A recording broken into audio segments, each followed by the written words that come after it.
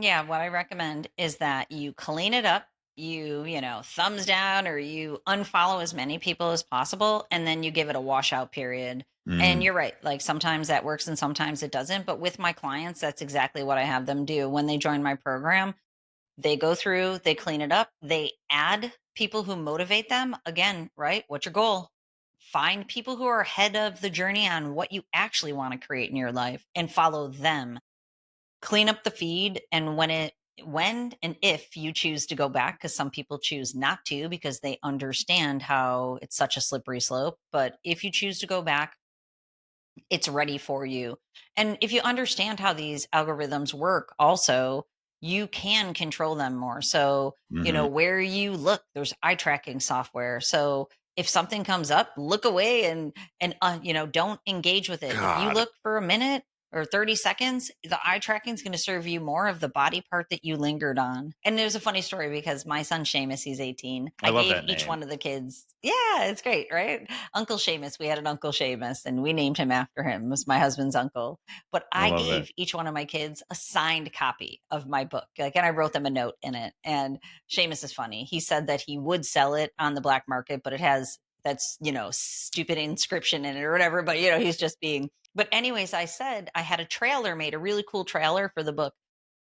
And I said, babe, go on and watch my trailer. And he's like, absolutely not. And I'm like, what are you talking about? Because that's his persona being, funny. And he's like, if I watch that trailer, I will be served things that I don't want till the end of time. He's like, I have my feed perfectly curated. He really does. He's got it curated with motivational and fun. Like if he watched my trailer, so I said, touche, don't watch my trailer. I get it because that's what you need to do. You need to be so intentional in your feed, and especially with the demographic. If you are a man, your demographic alone that you signed up for will be fed it. And think about that, not to digress too much, but all the young women who are on TikTok or Instagram, but TikTok specifically, and we consider them to be quote unquote influencers, think about who they're influencing. That influence is making men consumers. And then we know from the scientific studies that are coming out on the platforms, that influence is also creating a generation of self objectified girls and young women. More of them are Yes. learning to become hypersexualized. Like we're just in for a world of hurt when we've got self-objectified women, and we've got, it's actually narcissism. And again, not my opinion, that's from the scientific 100%. Yeah. studies. Social media use in this way is creating more narcissism in men and self-objectification in women, consumer and consumed, all external validation. And guess what it leads to? Maladaptive identity formation. Nobody's forming their own identity of who they are and what they want to be from the inside. It's being formed from the likes and the hearts, the external validation.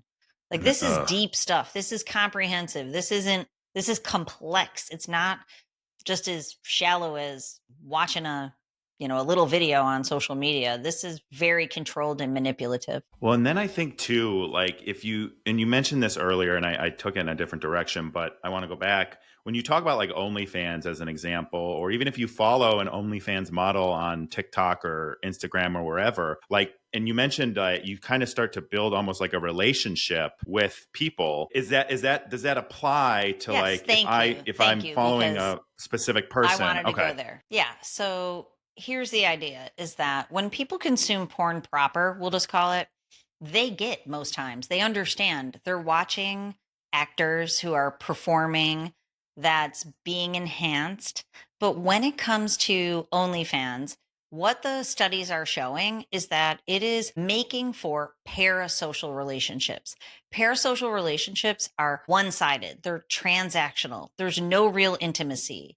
So there's a new study out that shows that 89.5 of the men on OnlyFans are married. 89.5% of men on OnlyFans, they're married men.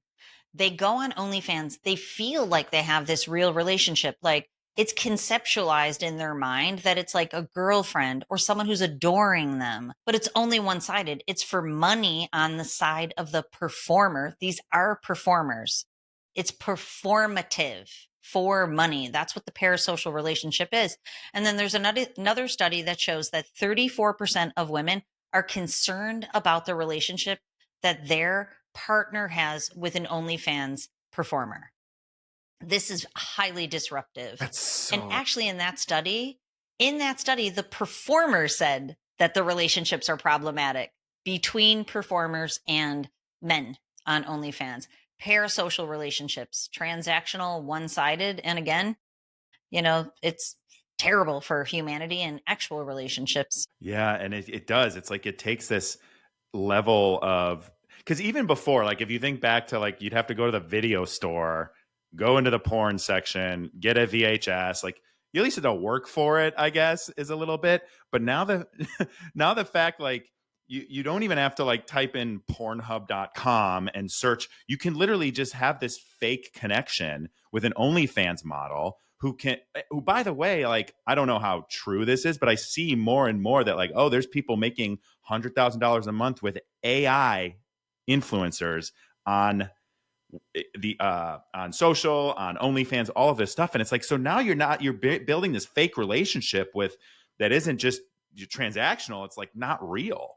And I, and It's not it's real. creating, yeah. But the fact that people think it's real, and I kind of have a little bit of a background because, like, being on reality TV, people think they know me and they don't.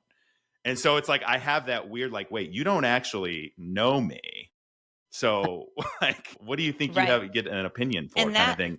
that kind of speaks to the more dysregulated your brain is, the more you would fall into the trap of that. The more regulated you are, you watch reality TV knowing there's very little reality there. Like a regulated brain knows that. The more dysregulated a brain is, the more it's influenceable. So that's where influencers become so dangerous or performers on OnlyFans, because they're actually dysregulated. We know this scientifically to a certain extent from the people that we've been able to see.